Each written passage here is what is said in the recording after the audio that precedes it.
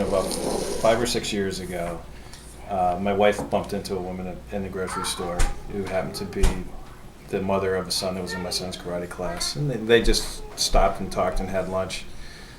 And not about foster care or adoption or anything about that.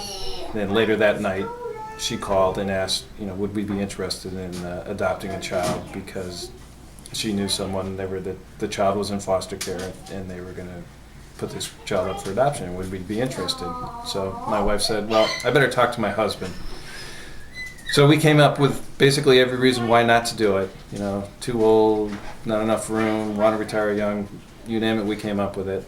And then we finally went to bed and we said a little prayer to myself and said, God, show me the direction. We woke up that next morning, and all I can say is I instantly knew I had to move forward to find out about this. So we started to go forward, and we got involved in the process. We didn't end up adopting that particular child. We ended up with 2 other children. But going through that whole process, we've learned about foster care and adoption and about the need to have more families involved, because these kids are real and they're out there and they're not just a picture.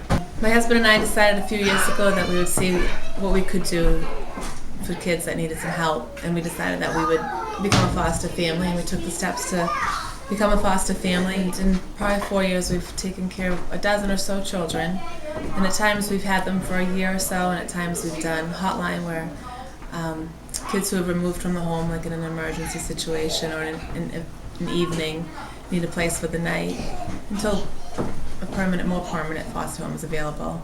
And we've seen, definitely much more success than trials, and it hasn't been without struggle, but I definitely have no regrets. It's something very worthwhile to get involved in if you'd like to make the difference in the life of a child, if you think that your home could just maybe benefit somebody else that's in trouble, because these kids come into the system and they're really great kids, most of them. This is not, you'll hear more stories of challenging children, and I think that there's some truth to that, but more or less you'll find a lot of kids that just need some stability and a family that will care for them.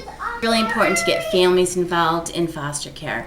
So that's why we decided to get more involved in with our ministry to find, encourage, and support families for foster care and adoption.